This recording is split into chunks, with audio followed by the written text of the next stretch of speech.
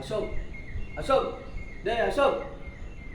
ஏதோ ஆத்தத்தில் நான் உங்கள் அப்பாவை வச்சிருக்கலாம், ஆனால் நீ அதுக்கு பதிலாக நான் திருப்பி அடிச்சிருக்கலாம், துண்டு துண்டாக வெட்டிருக்கலாம். ஆனால் எங்கள் அப்பா கட்டிலாம் கோயிலை பிடிச்சி தரமாட்டமாக்கிட்டேடா பாவி. நஷ்டீடு கொடுக்க முடியுமா அவனால்? கொடு.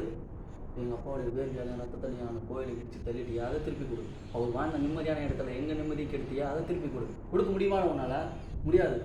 டேய், நீ அந்த வீட்டை மட்டும் இடிக்கலடா, ஒரு உண்மையான நண்பன் உன் மேலே வச்சிருந்த நட்பை இடித்த, ஒரு அன்பு தாய் உன் மேலே வச்சிருந்த பாசத்தை இடித்த, ஒரு ஆசை தங்கச்சி உன் மேலே வச்சிருந்த அன்பை இடித்த, அதை திருப்பி கொடுக்க முடியுமா உன்னால்? முடியாது. ஏய், நான் உங்கள் அப்பாவுடைய கன்னத்தில் தான் அறிஞ்சேன், ஆனால் நீ எங்கள் வாழ்க்கையிலே அறிஞ்சிட்ட. போகிறதுக்கு முன்னால் நான் சொல்கிறத கவனமாக கேளுங்க.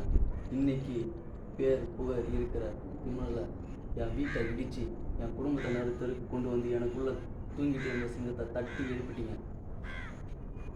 அசோக், இது வரைக்கும் இந்த அண்ணாமலையை நண்பனாக தான் பார்த்துருக்கேன். இன்னிலிருந்து அண்ணாமலையை விரோதியாக பார்ப்பேன்.